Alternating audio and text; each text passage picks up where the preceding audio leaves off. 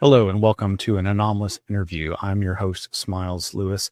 This is the first in a new series of anomalous interviews with anomalous people, researchers, experiencers, what have you. Our first guest is Professor Greg Eghigian of Penn State University. He is a professor of history and bioethics and is at Penn State University. He is the recent author of After the Flying Saucers Came, A Global History of the UFO Phenomena. We hope you'll enjoy this interview, and our patrons, if you join us at patreon.com/Anomaly Archives, get early access to these types of interviews, and then we make them public for everyone to enjoy. Hope you enjoy this. See you on the other side.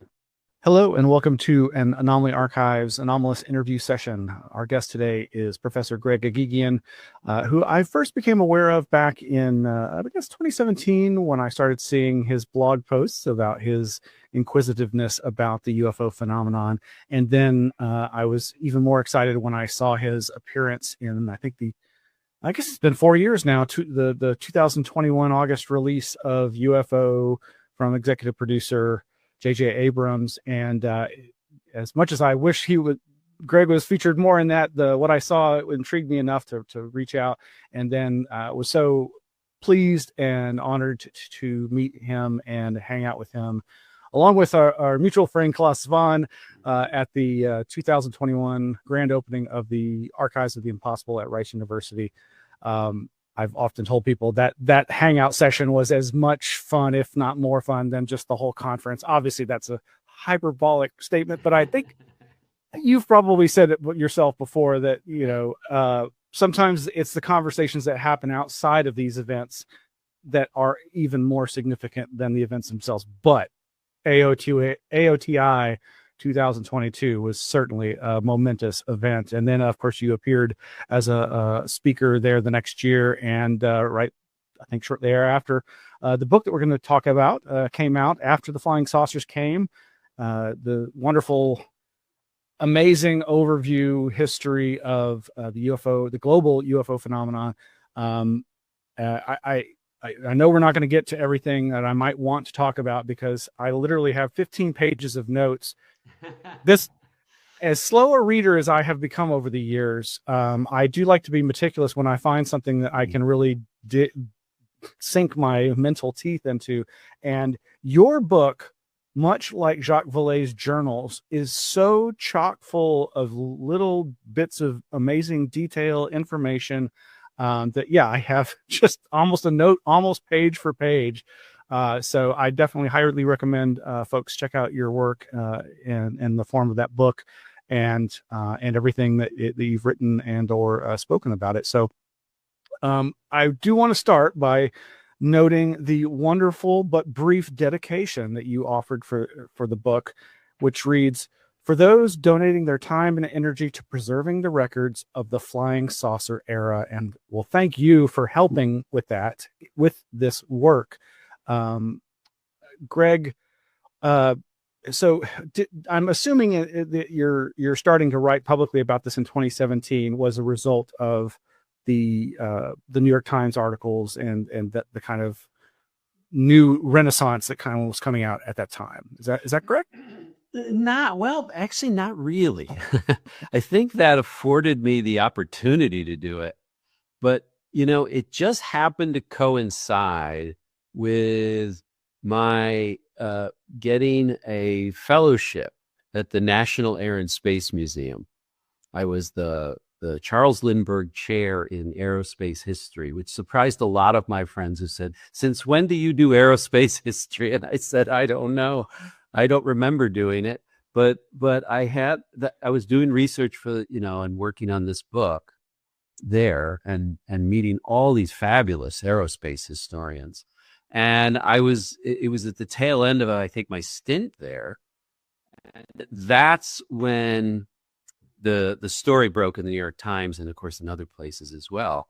But I had already met an editor there, who the person who edited the Air and Space magazine for the National Air and Space Museum, and he had sort of heard me talk about my projects and said, I'd love to have you write some articles over the year, as we move ahead on this subject. So he sort of had inspired me to think about starting to write about this stuff. As I was working on it, and then the thing sort of, blew up, as you say, in December 2017. So I began writing for them. And then that just sort of cascaded from there, because people saw that and said, wow, we're really interested in knowing a little bit more about what you're doing and what's going on.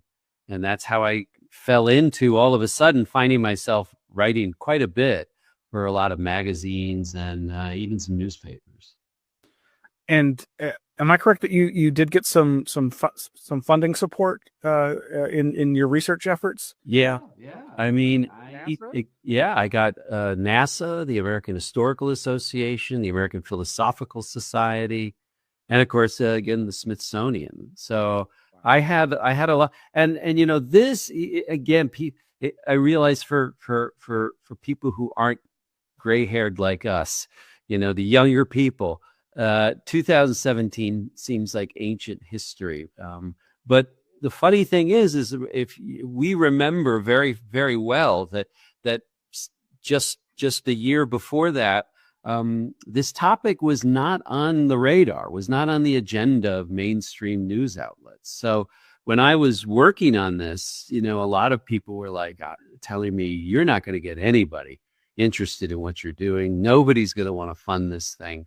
And I was like, well, I'll give it a whirl and I'll see what happens. And yeah, I was very, very pleasantly surprised. So I'm also curious about how you set about the actual raw on the ground research effort, because it's clear, and I know this from our conversation, that you went to these very rare UFO related archives. Of course, again, reflecting on that conversation between you and Klaus Von being like the leading world UFO material procurer for the archives for the unexplained over there in Sweden. And so I'm just kind of curious about, obviously your previous books and research efforts, you were already experienced at this process, and for folks who aren't familiar with how to do research outside of internet searches, if you could just tell us a little bit about those journeys that ensued as part of that effort. Yeah, that's a good word for it, because they did involve a lot of journeys, a lot of trips. When I began the project, again, what any historian does is we're after archives, places that have holdings of things that are not widely disseminated, widely available, many things that aren't published, some things that are relatively private that you have to get permission to see. These are the things that I'm used to doing. And oftentimes the place you start to go for these things are through governments and places like that, or libraries, university libraries and academies and stuff. I kind of knew going in that, hey, a lot of those places don't collect this stuff that I'm interested in. So where am I going to find this? And particularly, I'm thinking to myself, where am I going to get access to private letters, or where am I going to get access to this stuff? The archival term for it is ephemera, right? Literature that is not intended to be permanent. It's the pamphlets and flyers and things like that. And that's when I realized, Greg, you've got to start talking to people who do this work. You've got to talk to people who are in the business of studying UFOs and see what they say. And that's when I discovered something that, you do, but that you also know very well, is that serious ufologists, serious UFO researchers are collectors. They're collectors. They keep things. And that I did not know. I did not realize just how many people have enormously fantastic private archives, right? And that was what I discovered. And so I started to look around, and that's when I came across and heard about the Archives for the Unexplained in Sweden. And this is before they were digitizing a lot. They had a few things digitized back in when I started out in like around 2014 and 15, but they didn't have a lot. And I wrote them and I said, I'd like to come and see what you have. And I was already in Europe. And so I got on a plane and found out where Norrköping was, which I had no idea about. And I met these fellows who I never met before, who took me in their car, took me out into this residential place, took me down into a basement. I mean, this is like literally in the first few minutes. And part of me is thinking, maybe this isn't a good idea. But I'm taken down into this basement and they're just showing me this amazing amount of stuff about UFOs from all over the world. And what they did was they literally gave me the keys to the place. They said, help yourself. One of them cleared out a desk for me to work on while I was there. I spent like a week there, and it was just absolutely the most fantastic archival experience in my life I've ever had. I went back again and did it again, just to be able to have access to, and then of course the ability to talk to people who know what this material was and had worked there. So it was stunning. A lot of digging, a lot of stuff that wasn't necessarily organized. But through that process of going there and reading the stuff, and in some cases taking digital photos of stuff, that was the stuff that was really the building blocks of everything that followed. I doubt there was any other such repository, with the possible exception of Rice. But were there many other special collections at universities or that sort of thing that you ended up visiting that helped out? Yeah. Then I started when certain people had some records. So the American Philosophical Society of Philadelphia has the holdings of Edward Condon and the Condon Papers and the Condon Committee from the 60s, the papers of Donald Menzel, the great famous first great real debunker of UFOs, Phil Klass, who follows in his footsteps and becomes the second great debunker.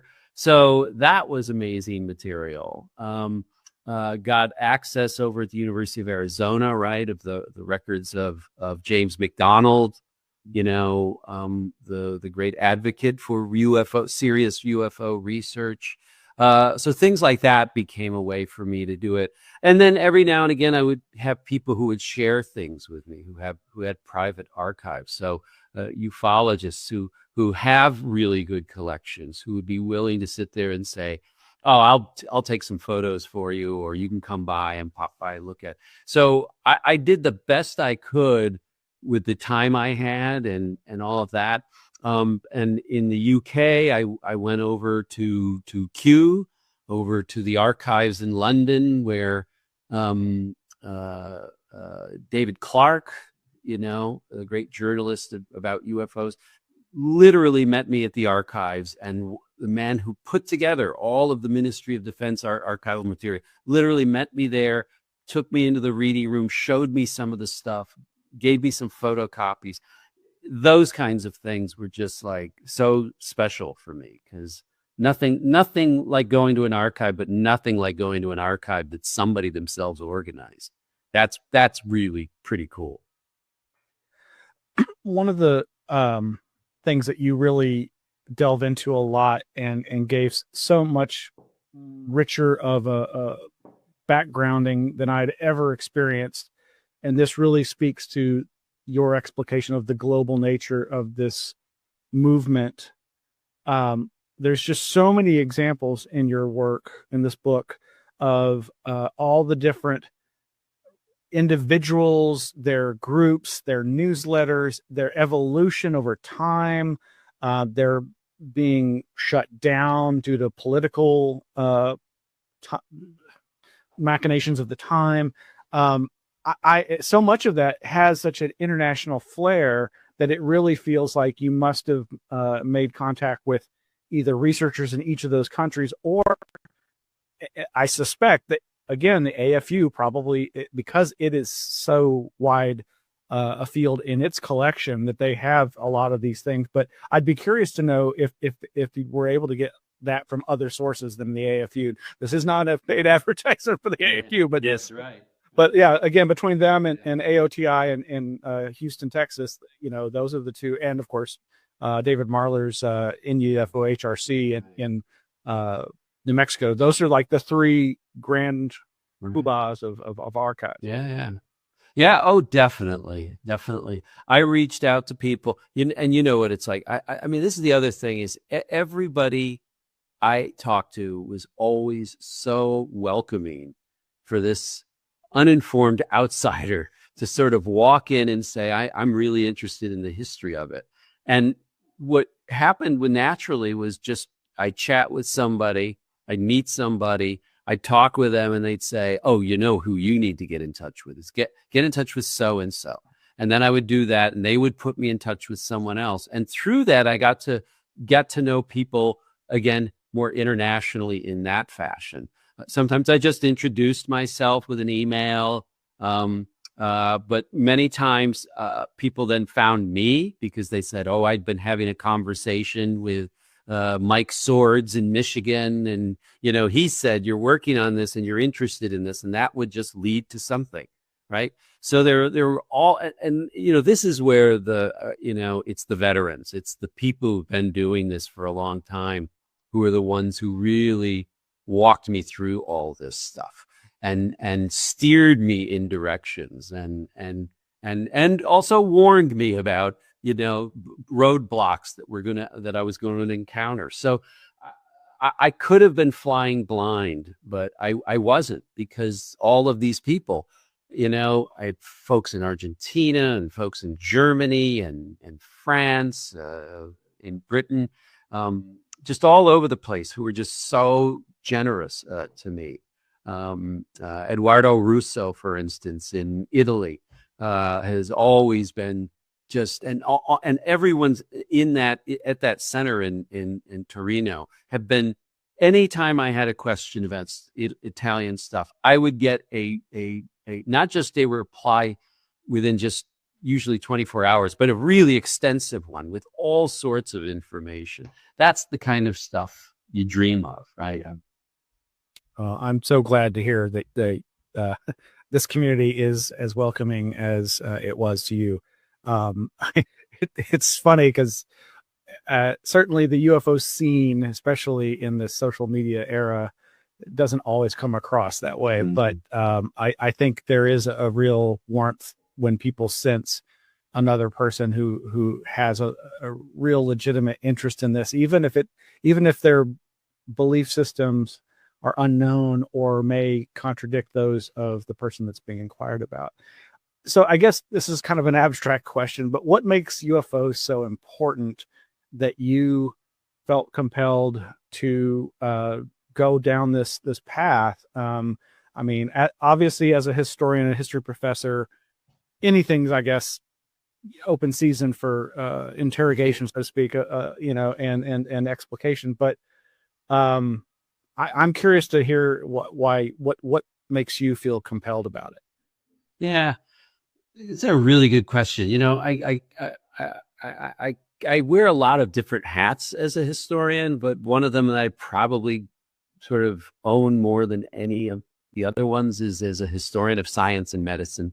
I'm really, really interested in how science and medicine are understood by not just scientists and clinicians, but by people, and how we interact with that world. But particularly things with people and things and ideas that are seen as just sort of eccentric or odd or unusual in some sense, or dangerous, things like that. I mean, because I've written a lot about those things in other kind of contexts.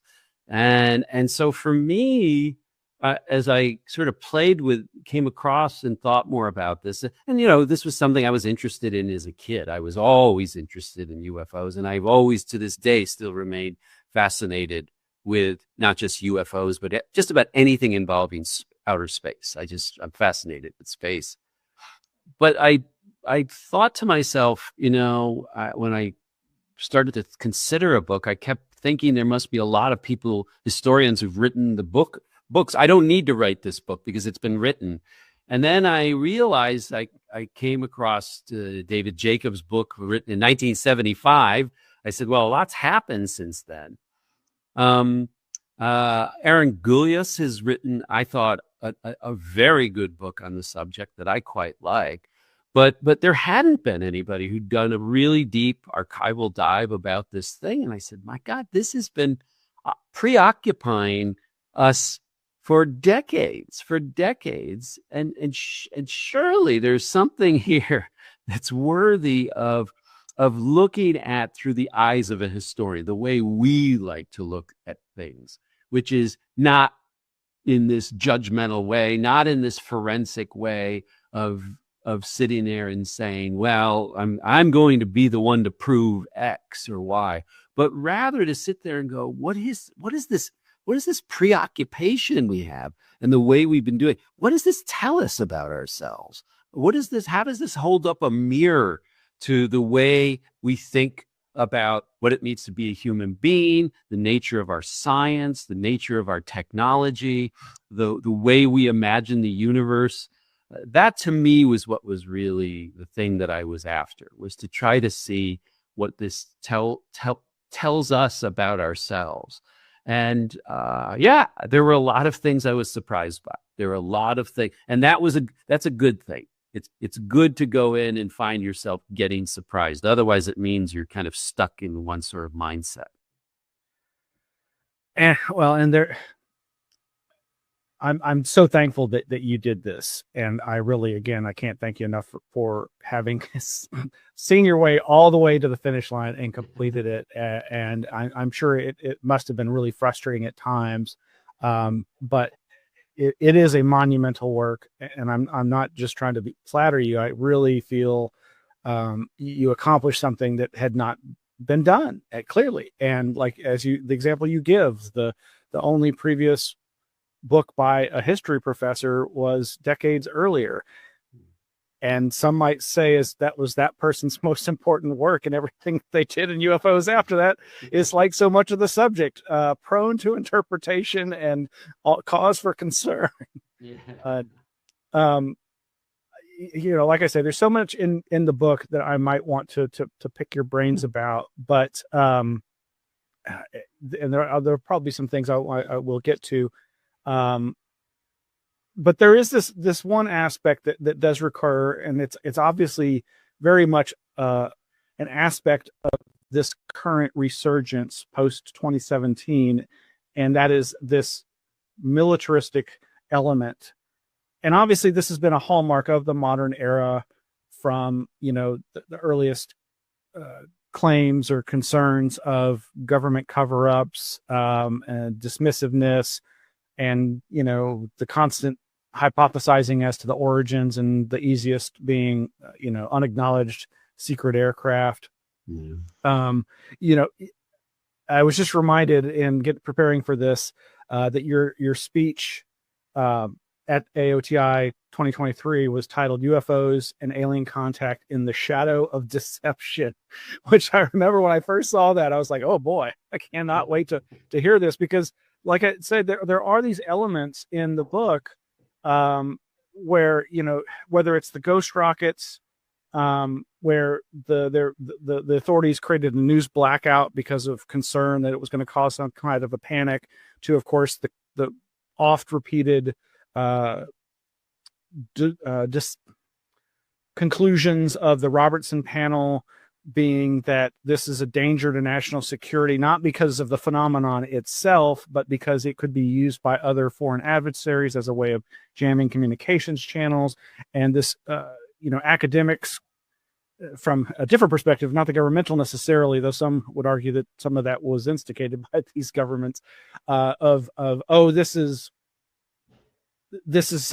a way of diluting the people, or getting them to think in terms of pseudoscience. And I think there's even, you at some point you talk about debunker Martin Gardner, who came out against Forteanism and his concern over political groups using such pseudoscience as happened with the Nazis. Yeah. So, I mean, these are and then there was another example of Argentina newspapers thinking that this was warmongering propaganda. So there's this constant grappling with this in terms of deceit and deception, or whether, again, it be of a foreign adversary or just the idea of making the weak-minded even more weak-minded. Is that really a theme that you felt you came across, or are those just data points that I'm just kind of like, oh well, they all similar? No, I think you're spot on. No, that is, yeah, that's the record. It showed up pretty compellingly and consistently over time. And I mean, it's become something of a truism to say that the modern UFO phenomenon, right, it was sort of fashioned and given birth to in the context of the Cold War, that the Cold War plays this critical role. I agree completely with that. I think there's no question. I might go so far as to say that maybe without the Cold War, we don't have UFOs as we know them. It would be a very different conversation we have. And maybe a good counterexample is to look back at the famous airship scares of the 19th century. When you don't have the Cold War, you have other kinds of war fears, and see how that played out very, very differently, right? So from my standpoint, I think the critical thing for me is to also, and I'm glad you mentioned it, is not to forget World War II's impact as well. There's the Cold War, but there's the shadow of World War II that is very much on people's minds in the late 40s and 50s. That it ain't ancient history for those people. It's very immediate. And of course, what World War II and the Cold War simultaneously give birth to is a number of things. They give birth to, first of all, the realization that governments have the ability to create enormous carnage, enormous mass destruction. And the atomic bomb is really the culmination of that. That gets to the second thing, which is the recognition that comes in 1945 that governments can have secret programs that can possibly endanger the lives of every one of us. And they can do things that would have been unimaginable, right? And then the third thing with that is also connected to it is that we have the age of big government. United States government, even 50 years earlier, if you look at what the United States government was, say, in 1900, it was a really, what you probably think about in comparison today, a Mickey Mouse affair. It was a small scale thing. You don't have this kind of massive bureaucracy and military bureaucracies, right? That changes. World War II particularly changes that. And the Cold War only really is a doubling and tripling down of that. So those three things together, I think, create the backdrop to this very clear, sort of almost immediate, as you sort of point out, this immediate turn to when there's talk of flying saucers, the immediate turn to this is a national security issue. Who's behind this? Who's doing this?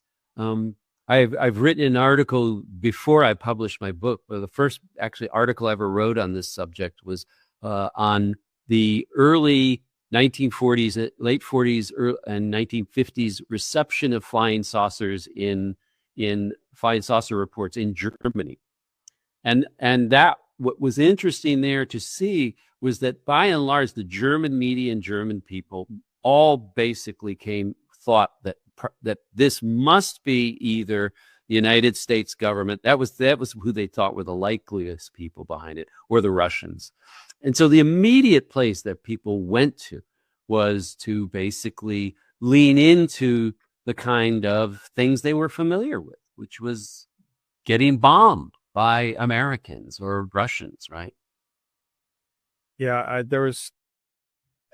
this gets to just, I think, really what you do and do well as a historian is giving this grounding of a context of the time and the collective psyche of the people at the time, and all these different locations. I think it's early on in the book, and I think it is in the airship section where you talk about the first generation of folks experiencing the fear of death from above, this and the factors of rumor, xenophobia, and mechanized warfare.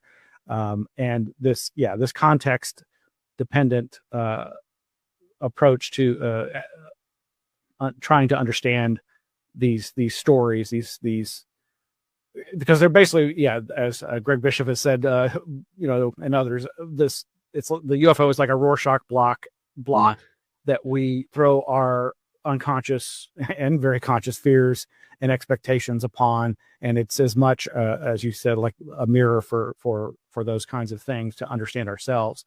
And I think it also, but it does also thus become prime potential territory for human agencies of all stripes to utilize for their own ends, which gets to areas that, we won't go into here necessarily. But I just, again, the personalized historical analysis that you give of these different groups in different countries, I just, again, it just really made me feel like I was peering through a time machine and getting a sense of what it must have been like. I mean, and it did very much mirror my own experience as, being obsessed with these things, my becoming obsessed with this with the subject when I was in high school, and how right out of high school, finding a MUFON group and participating in its production of ephemera,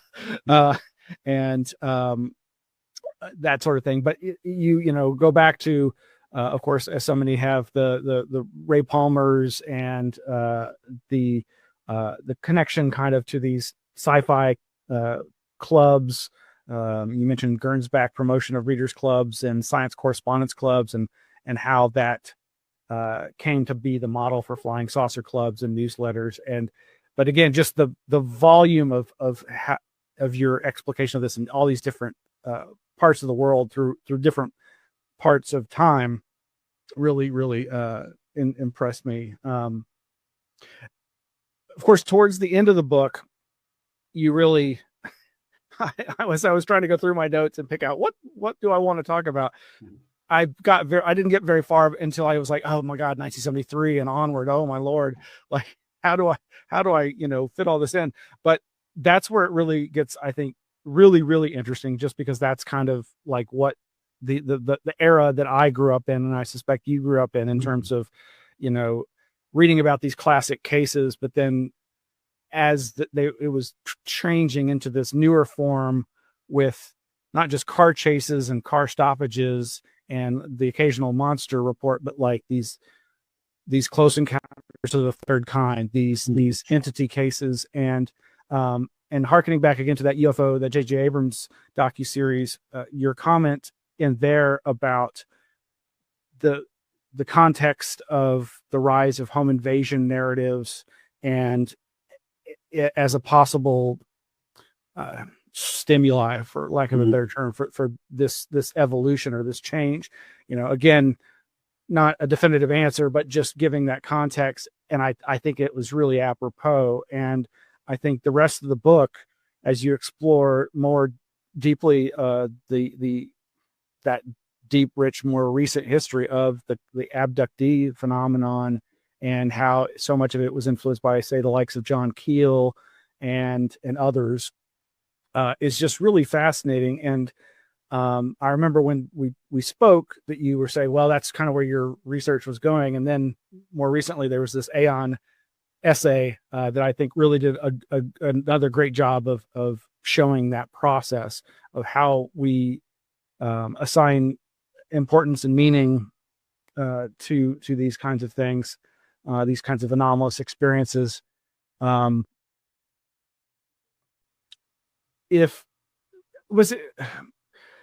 trying to remember in one of your lectures, was it the Patty Price case, or was it a different case that you opened with? I think it was your Atlas, not Obscura class, maybe.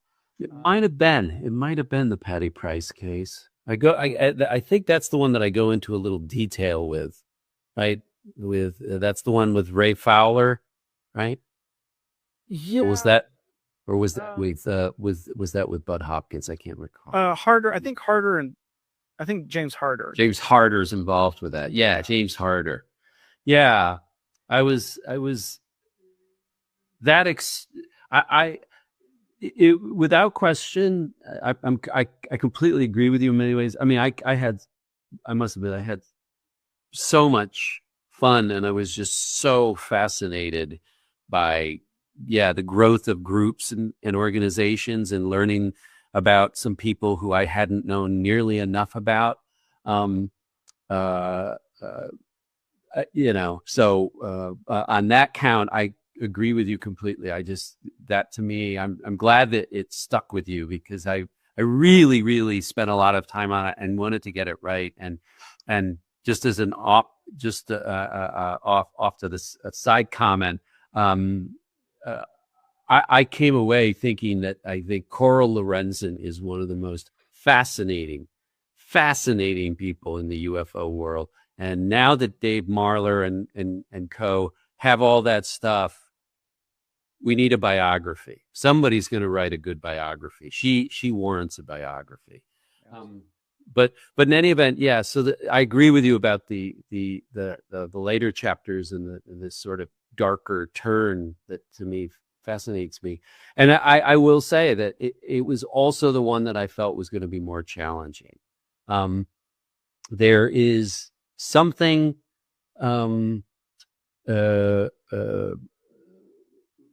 what's the term? What are the terms for it? There's because of the nature of these experiences, these encounters of the third kind, fourth kind, whatever you want to call them.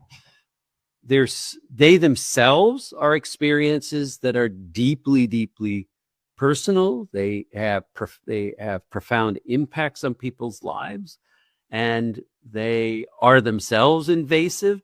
There's an element in which I kept thinking to myself, how do I approach this in order to appreciate that, in order to analyze that, and to both simultaneously try to respect it, but to also do what the work of a historian is to do, which is to ask questions about how to see this within the framework of history. And so I tried my best at that. I know that I've heard from some people who don't feel like I handled it properly. That is going to be what happens. I think whenever you historicize people's experiences, particularly profound ones, I think people find that to be either threatening or denigrating in some ways. And that is certainly not my intention. But I will say, I believe everybody's experiences could be historicized, including mine. So it was a challenge, but that I felt like that what I had to do was, at least at some point, and I think that's what you're referring to with the Patty Price moment, is I had to dig into one of these instances and cases where I could look at this thing in action, look at actually how this got worked out. And that's when I, make this argument that I fully recognize is probably pretty controversial in some circles, that it strikes me that no given version or experience as it gets related is authored by one person. The experience may be a very personal experience by one person alone, right? But that the telling of it, the speaking of it, the bringing this forth into the world of other people, maybe even getting publicized or at least getting talked about, that involves a collective process of numerous people. And to me, the stories are the key element, right? How do the stories get made, and how do they move around? And, to what extent is a game of telephone going on, right, at times? Those are the things that I thought, that's what I can talk about. Because the experiences themselves are, in a sense, inaccessible to any of us outside of that person. The only thing we have are the stories. And so to me, that's kind of what I wanted to do, was to try to get at what we can learn from the stories and how stories get produced and reproduced. Because that's what historians have been doing since, time immemorial, when historians have been doing what we do, which is to collect stories. Yeah.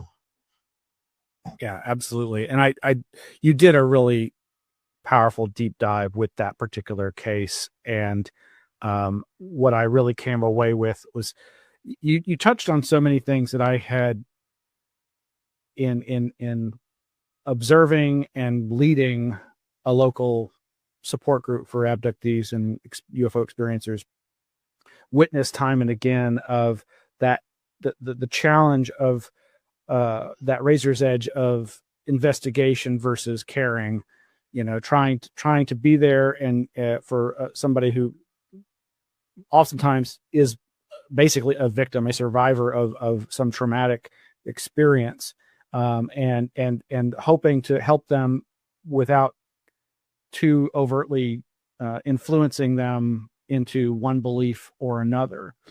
Whereas so many of these investigators are trying to tease out the truth, the reality, the mechanism, the why, the what, the how, what exactly happened.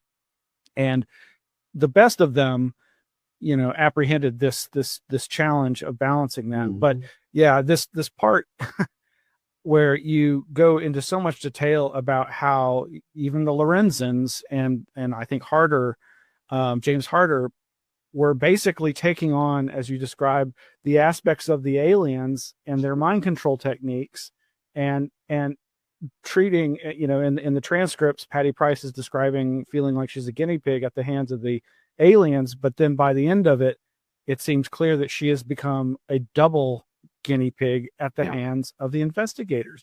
And it's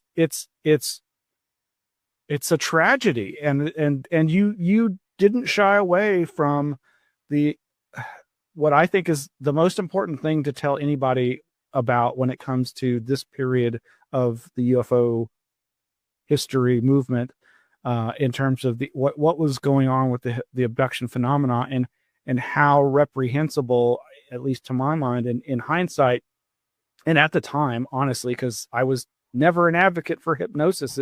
Once I understood more about hypnosis, and that's not to say anyone really understands anything about hypnosis, other than it is a powerful tool that we don't even really fully apprehend what it is. But yeah, I really appreciated that. And again, this deep dive history into Carol Rainey and her connection to Bud and how that changed, and obviously it still created a lot of enmity in the community at large, but it just gets to these an element of, also it goes to so many other elements, like the issues of a white male dominated UFO community that you also touch on, and with the rare exceptions of in terms of the researchers, some of the most interesting and in some ways best abduction researchers and UFO investigators were women. But there's so many really worthy paths to explore there. And yes, Coral Lorenzen would be an amazing person to document. Well, I guess with the last 15 minutes or so here, I'm kind of curious to know where you're going with your current work, as well as what is happening in the UFO scene now that really attracts your attention, for better or worse, either that you think is a good thing or that you think is a bad thing. Mm-hmm. Yeah, well, we'll start there, because that's the stuff that can get me in more trouble. Okay. So what I see, what's been going on more recently, it strikes me as not altogether different than things we've seen in the past. I've said in some other occasions that in a sense we've gone in a straight line back to the beginning, where we the 2017 and up to Dave Grush, at least, we were basically in going back to what are these things? What do they look like? How are they propelled? Right? It's the good old fashioned hardcore literally nuts and bolts vessels or crafts or whatever they are. What are they kind of things?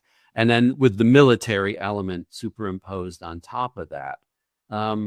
We then got what was probably inevitable, which was the disclosure. We demand disclosure. People are keeping secrets. People aren't coming clean. The government knows more, which I guess we could have expected.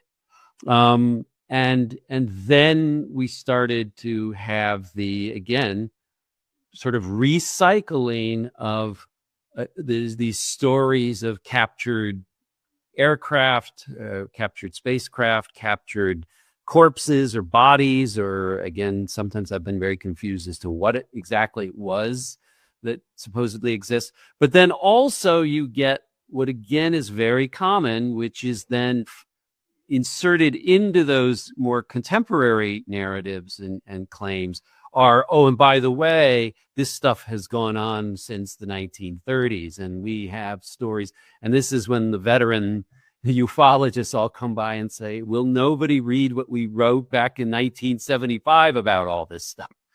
That we knew then this was a problem, right? That this doesn't stand up to scrutiny. But all those things are not uncommon in history. One of the most common things, in fact, one of the common things in history is forgetting. Societies and people forget. Every generation reinvents the wheel. And so it gets frustrating if you're lucky enough to live older, because to an older age, but it is the nature of, I think, human beings and the way we operate.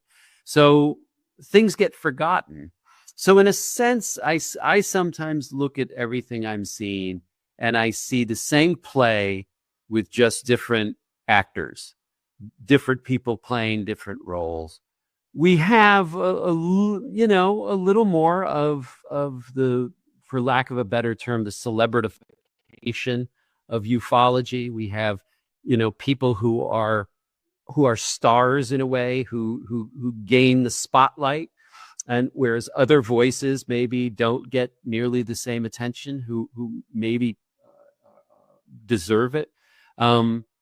So I think that's an element that has been, I think, accentuated in recent times. Social media only accentuates that even more. We clearly still have hoaxing, we still clearly have rumors spreading. And again, social media only accelerates the spread of rumors because, attribution, who cares about attribution and things like that. So I think I differ from my students who often feel this is the grand age where everything can be known and everything can be exposed. I think we live in an age in which it becomes harder to differentiate the truth from fiction. It becomes more difficult to sort of navigate these things. So I, for instance, am a great advocate, and I realize I am tilting at windmills when I do this, but I am an advocate all the time among all of my friends and colleagues who do UFO research and UFO investigation to slow down and take a long view of things. Don't get involved in the hype. Think about things and realize that any new knowledge you're going to get is going to take time for it to really warrant being called knowledge. All information is not knowledge. Scientific knowledge, knowledge in the humanities, knowledge in history and philosophy usually is a slow process. We don't live in an age where people like slow, but slow is sort of necessary. So I kind of I usually take a big step or two back from things and don't chime in right away. When people ask my opinion, I usually sit there and say, maybe ask someone else. I'm going to wait and sit on this a while. And I think that's been proven right. We still are waiting on a lot of things that have been claimed to, bear fruit. And until we get to those moments, right now, it seems to me all we can do is just sit there and say, well, all right, we've heard these things. We've heard these claims before. Let's see if anything comes of it. Or are we going to be just back where we were at the beginning, at the start of all this? Yeah, I couldn't agree more. It's easy to get sucked into wanting to offer one's opinion. That is what that's what social media desires of us, is our time and attention. And we really have conditioned ourselves to give into it far too easily. And I feel your pain whenever I see something that I'm like, again, why won't anybody just read what's already come before? And it gets so frustrating. We are, a few days away next week from the latest UAP UFO hearing, and there was all this talk of finally getting quote unquote firsthand witnesses to testify, and so far it's looking like there's no firsthand witnesses.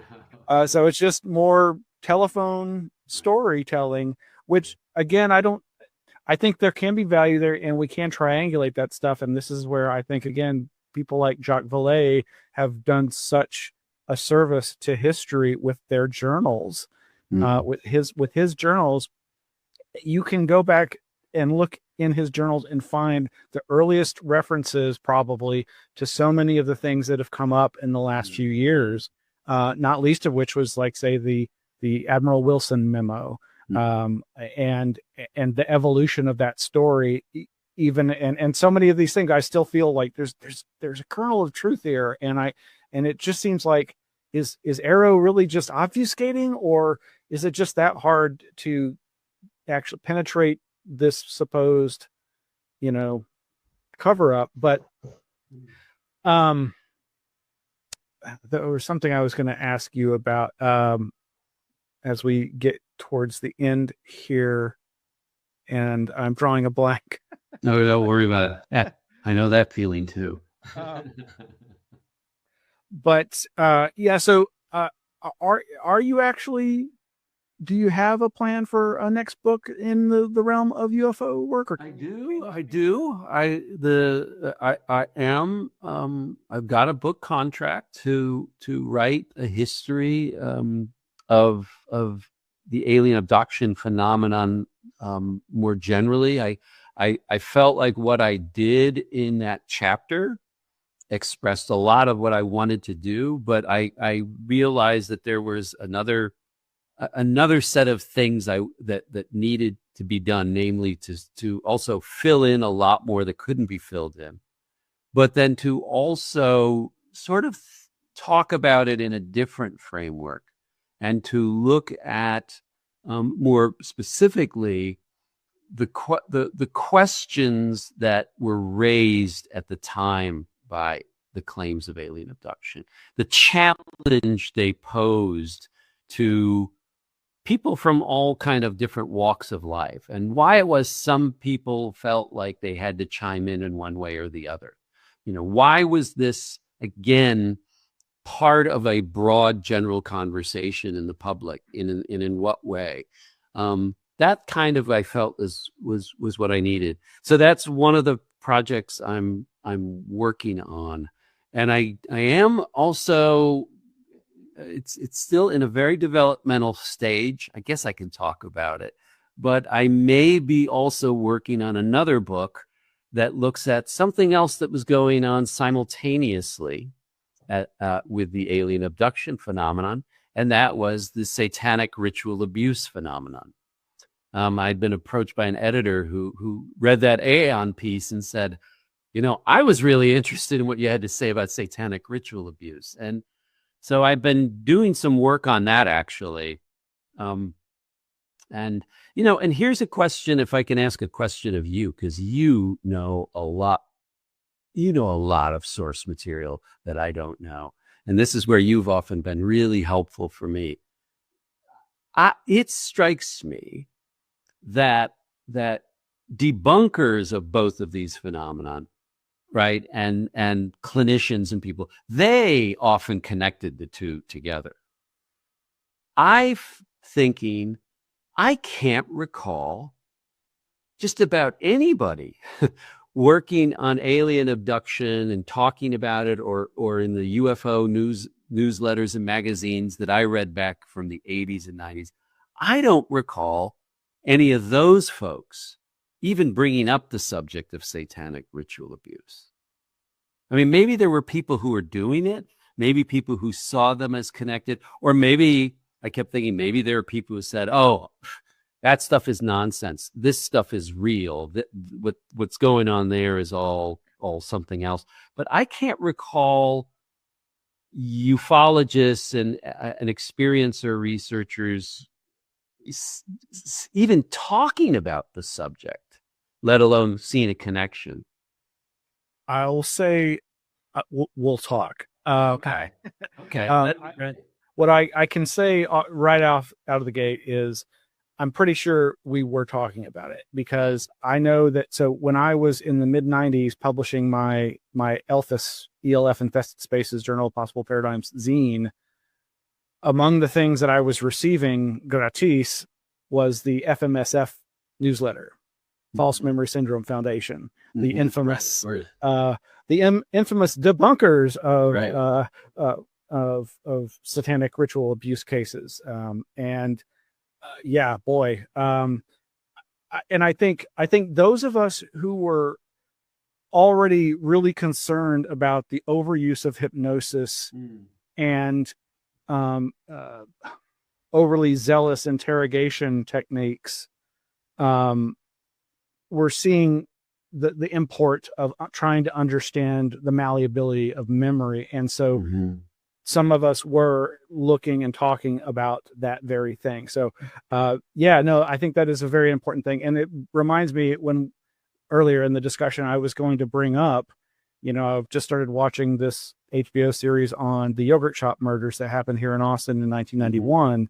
An infamous, terrible crime where 4 young girls were brutally murdered, and they've never caught the actual killers, or at least no one's ever lasted as a confirmed suspect. And the show has gone off on a tangent about the nature of, how could anybody confess to such a horrible crime? And it gets to this idea of the malleability of memory, and how you can't imagine being coerced into doing this, and yet it happens. And as much as I would criticize people like Elizabeth Loftus, she's obviously the go-to person for explicating how malleable, in fact, memory is. But no, I think that's fascinating. I think the satanic panic and the abduction panic in some ways can absolutely be considered to go hand in hand. I've remembered what I was going to ask, and it's the inevitable question. And I'd be curious to hear if you're willing to even briefly touch on your thoughts on this and where you might be when you finish these other projects. What does your gut, your intuition tell you is at the heart of these stories, at the heart of this phenomenon? Is there a phenomenon, or is this all just games of telephone told by people who've had some kind of experience? Is there a source? And I don't expect you to know for sure, but where do you feel, if you care to share? Yeah. So I will probably give you an unsatisfactory answer. Okay. It is that not only do I not know what's behind it, I don't think it is knowable. I don't think we can even posit that there is a something. It could be some things. It could be nothing or nothings. there's of course a something there. I do think the fact that I am part of, I agree enough with those very, I think, very smart, very talented people who wrote for the British magazine Magonia, right, back in the day, that there's no question. And, Vallée talked about, of course, before a lot of people did as well, about this connection between this and everything to fairies and to elves and to mystical experiences and all the things that people like Jeff Kripal talk about. That is so universal that it tells us there's a something going on with human beings and their encounter and their experiences of something ineffable, something beyond. My own view is that it is always going to be only known through a mediated means, through me using a metaphor to explain it, like we see today, right? People saying, you know what this stuff is? It's all like the Matrix, right? We always turn to it's like this, it's akin to this. So I think we constantly fumble for these ways of trying to make sense of things. So for me, I think what it is it could be something that is something beyond human beings ontologically, that it is out there. It could well be just the nature of how human consciousness works. It could be, and in some occasions, my guess is it's like UFOs that are sighted, right? Sometimes they are balloons. Sometimes they are sleep paralysis. But they aren't sleep paralysis all the time.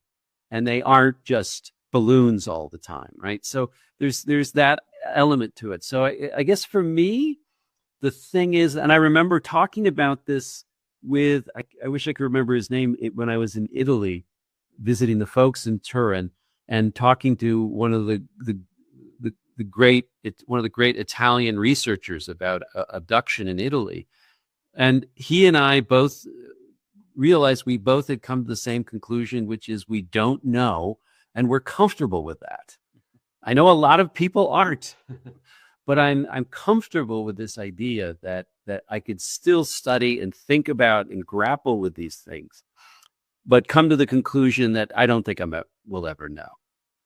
That there's just something that is just so difficult and impenetrable in that regard that it just sort of stands there. So it could be none of those things, all of those things, one of those things, some of those things. Well, as I've often encouraged people, cultivate a high tolerance for ambiguity.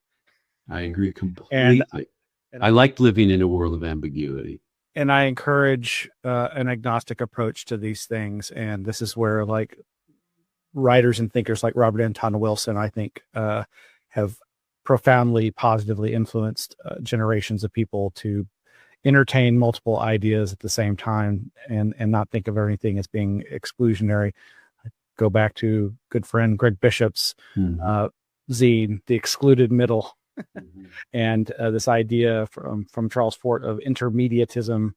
All ideas are just intermediate understandings of the nature of things, and I do tend towards a pluralistic approach to this phenomenon. I think there's so many possible explanations, and many of them are not mutually exclusive. But thank you so much. I will be curious to ask that question again after you conclude these projects, but I suspect that still will be a valid answer. Probably so. I'll let you do otherwise. Thank you, Greg Eghigian, professor of history and bioethics at Penn State University. He's the author of After the Flying Saucers Came, A Global History of the UFO Phenomena, published by Oxford University Press. Highly recommend you get that book, add it to your collection, dive in, take your time with it, digest the many amazing stories and details that encompass this decades-long how long till we have the century anniversary for the modern era? I know. Is there any particular place folks can find your work? Oh, I think I'm pretty easy to find if you just do a good Google search. I mean, I'm not, as probably you might suspect after what we just discussed about social media. I've found myself more or less sort of pulling a Homer Simpson into the bushes when it comes to social media, finding it a little better for my mental health. So but you'll see pieces that I've written that will pop up pretty quickly if you just Google me. And you can also typically find out what's going on with me if you visit my department website. You just go to the history department at Penn State University and find me there. And you'll usually see something about what I'm up to, what I'm teaching and what I'm writing about and things like that. Well, great. And folks can go to anomalyarchives.org, where we'll have a page dedicated to information about Professor Eghigian, and with links to past lectures and articles that you'll find helpful and interesting. Thank you so much, Greg, for joining us. Thanks. This is a blast. Always nice talking with you. Yeah, man, I'm so glad there's somebody like you, and hopefully more of you out there. Stay with me after the jump, and everybody, thank you for watching, and we'll see you next time.